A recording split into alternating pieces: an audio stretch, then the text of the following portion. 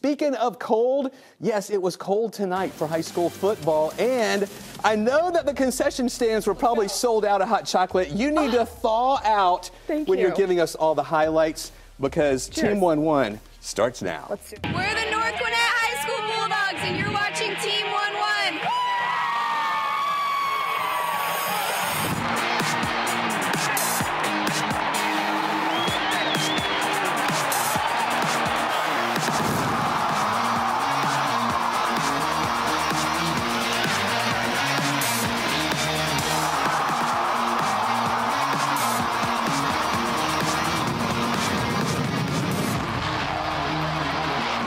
All right, guys, we made it. Here we go. The start of the playoffs. Thank you, Chris, for this lovely cup of hot chocolate. I hope you guys have enjoyed the ride to get us to this point on Team 1-1. What a ride it has been so far. Officially win or go home time for everybody involved. Football weather arrived just in time for the playoffs.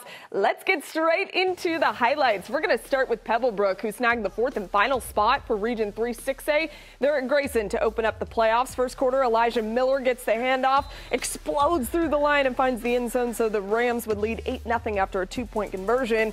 Later on in the first, the Rams are keeping that foot on the gas. Joel Bradford finishing off the drive and in for the score, 18-0 Rams. Right before the half, the third Rams running back finds the end zone. Ashton Turner getting in and putting the bow on this one. Grayson wins. They win big, 56-12. They've got Norcross in the next round.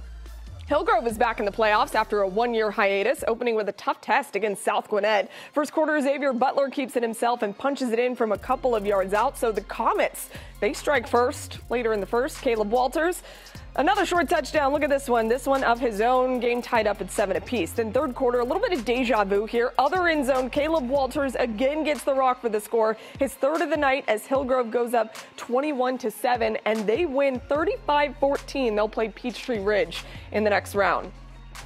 All right, this one features a pair of great running backs going up against each other. West Forsyth at a 6-game win streak. Brookwood in the third, C.J. Franklin swinging it over to running back Braden Tyson. This dude is a large, and he's proven his size right here, breaking through a couple of kids and down the sideline for the big gain. That'll set up my girl Caitlin Soroka, who nails the long field goal to cut the Wolverines' lead. She's been fantastic this year. In the fourth quarter, the Wolverines going to put this game away. Foster Orris, here he goes. He's going to make one really nasty cut there on the inside and goes in for the score. West Forsyth wins 24-10. They'll play the winner of Archer against Harrison. Speaking of that game,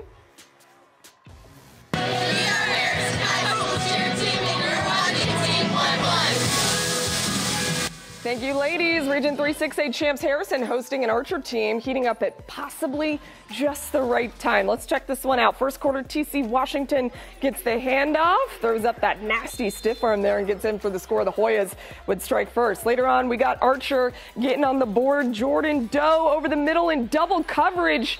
He'll come down. Ethan Campbell with the touchdown. We're tied. Into the second, Xavier Hill.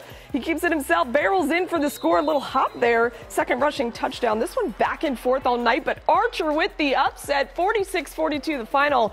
So West Forsyth and Archer next week. All right, to 4A we go. Cass finished the regular season with their first road win of the year. They'll want to carry that over on the road at Blessed Trinity. Second half, BT up 21-0. Looking for more right here. Amonte Pitts. He's going to beat that one guy down the field. Look at that, one defender, and he goes into the end zone for the score. Heads up play there. Now it is the Titans defense turn. Crazy play. Cass's quarterback, look at that. Tipped a bunch of times, finally picked off. Caden Dawson comes away with it, and all of his teammates helping him get over the goal line. Look at that. Blessed Trinity wins, and they win big, 41-7 the final. They're taking on Jonesboro in the second round. All right, everybody, time to catch our breaths and head into halftime. Perhaps grab some hot chocolate. Don't go anywhere, though. We've still got plenty of Team 1-1 to go. We're going to check in with some 5A games. Plus, our Reggie Chapman is at our Game of the Week. Hey, Reggie. Hey, Maria, you'd be hard-pressed to find more talent on one field this Friday night than right here in our Team 1-1 Game of the Week. Douglas County facing off against Mill Creek. I've got your highlights reaction coming up next. Welcome back to Team 1-1, everybody, the playoff edition. I'm Reggie Chapman at our game of the week, and boy, what a matchup we had here tonight. Douglas County taking on Mill Creek in a battle of two top 10 teams in the state's highest class. Lots of talent on this field, and they came to play in this one. Douglas County leads 7-6 first quarter. Four-star junior Devin Carter is insane. 43 yards into the painted area to take a 14-6 lead. Second half now, Daniel Smith. He's an 1,000-yard rusher. Here's a couple of more for 6. What a strong run, and he's in, and it's 14-12.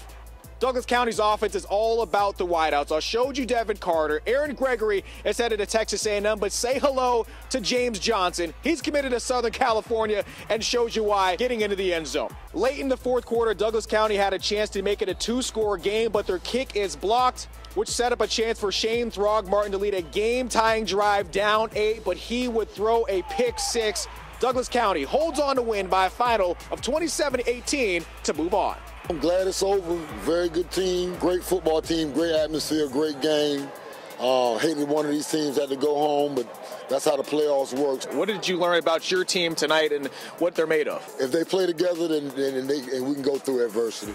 We had some adverse situations happen to us tonight, but they stayed together and fought through. I was very happy for that. Some things we got to clean up, but I'm happy that we have the opportunity to clean them up on Monday. All right, for the second straight year, River Ridge and Roswell meet up to start the playoffs. The Knights beat Roswell in the preseason Corky Kell 7-on-7. A rematch awaits. Pick it up in the second quarter, tied at 7. It's Roswell quarterback Trey Smith throwing it up to Grant Cook. An unbelievable grab that gives the Hornets a first down. Leads to this. Smith again to Caden Perry for the touchdown. So it's 14-7 Roswell. River Ridge hung in there. Senior quarterback Ethan Spector looks for Nick Bryant. That was one heck of an over-the-shoulder catch, leads to a field goal right before the half. And then Roswell, they win 41-31. The Hornets will take on Langston Hughes next week. We're your Milton High School Eagles, and you're watching Team 1-1. Thanks, ladies. Rounding out high school for the night with Woodstock at Milton. Milton, of course, likes to start out fast. Quarterback Luke Nickel rolls out and connects with C.J. Wiley. Look at that. Future Miami Hurricanes to future FSU Seminole. First down Eagles. Nickel and the Eagles, they finish off the drive. A touchdown pass to Tristan Payne. He was parked in there, and Milton is off and running as they do so eloquently.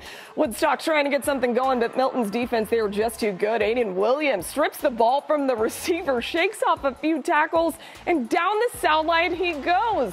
Unbelievable. Milton nationally ranked for a reason. They cruise 42-7 the final. They also play Dutchtown next week. This is the American Nightmare, WWE superstar Cody Rhodes, and you are currently watching and stay watching Team 1-1. And Georgia fans, you're going to be seeing Cody Rhodes tomorrow morning on College Game Day bright and early. He's the guest picker in Athens ahead of a mammoth one, Georgia and Tennessee.